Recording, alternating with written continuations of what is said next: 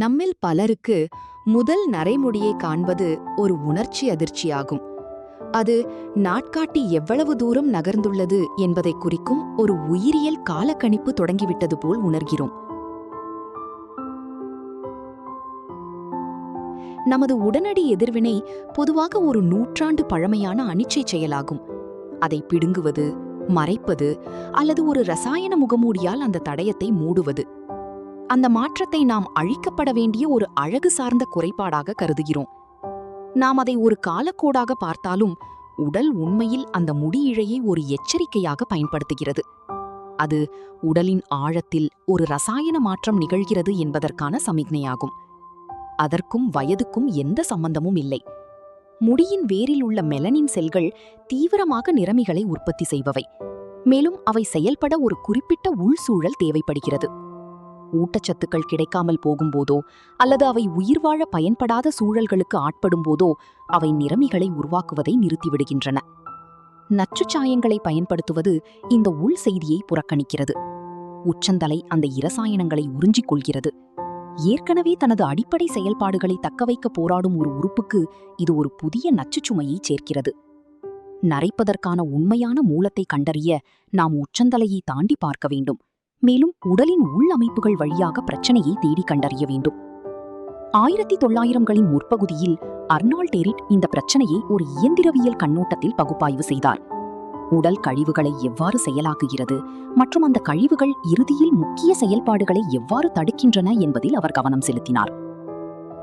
அதே நேரத்தில் உலகின் மறுபாதியில் இந்திய விஞ்ஞானி வள்ளலார் அதே மனித உயிரியலை ஆராய்ந்து கொண்டிருந்தார். அவரது கவனம் உள் வெப்பத்திற்கும் உயிராற்றலை பாதுகாப்பதற்கும் இடையிலான உறவில் இருந்தது. முற்றிலும் மாறுபட்ட மொழிகளையும் கருவிகளையும் பயன்படுத்திய இந்த இரண்டு சிந்தனையாளர்களும் ஒரே முடிவுக்கு வந்தனர். உங்கள் தலைமுடியின் நிறம் உங்கள் இரத்தத்தின் தூய்மை மற்றும் உங்கள் உடலின் வெப்பநிலையால் தீர்மானிக்கப்படுகிறது. எரிட்டின் கோட்பாடு நவீன உணவு முறையிலிருந்து தொடங்கியது. பதப்படுத்தப்பட்ட மாவுச்சத்துக்களும் இயற்கைக்கு மாறான உணவுகளும் செரிமான மண்டலத்தால் முழுமையாக உடைக்க முடியாத அளவுக்கு மிகவும் கனமானவை என்று அவர் வாதிட்டார். எரிக்கப்படாத இந்த பொருள் அவர் சளி என்று அழைத்த ஒரு பிசுபிசுப்பான வளர்சிதை மாற்ற கழிவாக மாறுகிறது. இது குடல் சுவர்களை பூசத் தொடங்கும் ஒரு தடித்த எச்சமாகும். இந்த வளர்சிதை மாற்ற கழிவு குடல் சுவரை மீறி இரத்த ஓட்டத்தை மாசுபடுத்துகிறது.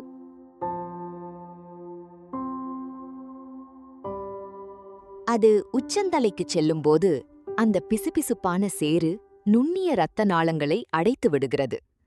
ஆக்சிஜன் மற்றும் ஊட்டச்சத்துக்கள் கிடைக்காமல் நிறத்தை உருவாக்க தேவையான எரிபொருள் துண்டிக்கப்பட்டு மெலனின் செல்கள் செயலற்று போகின்றன.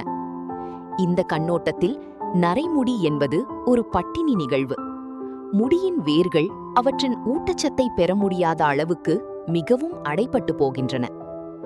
வாலரின் அணுகுமுறை உடலுக்குள் ஏற்படும் அதிகப்படியான வெப்பம் அல்லது பாம் மீது கவனம் செலுத்தியது. உடலின் ஆற்றல் சமநிலை சீர்குலையும் போது அது உடலின் உயிர் சக்தியை பயன்படுத்தும் ஒரு உயரும் வெப்பநிலையை உருவாக்குகிறது என்று அவர் நம்பினார்.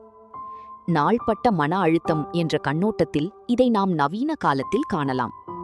அதிக கார்டிசோல் மற்றும் தொடர்ச்சியான பதட்டம் ஆகியவை உடலுக்குள் அதிக அமிலத்தன்மை நிலையை தூண்டுகின்றன.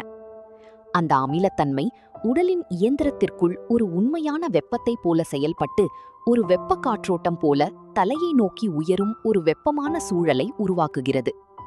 இந்த நச்சு வெப்பம் உச்சந்தலையில் குவிகிறது. இது வளர முயற்சிக்கும் எதற்கும் ஒரு வறண்ட பாதகமான சூழலை உருவாக்குகிறது.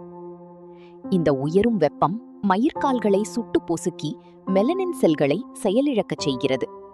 இது முடியிலிருந்து ஈரப்பதத்தையும் நிறமியையும் வடியச் செய்யும் ஒரு உள் எரிப்பு செயல்முறையாகும்.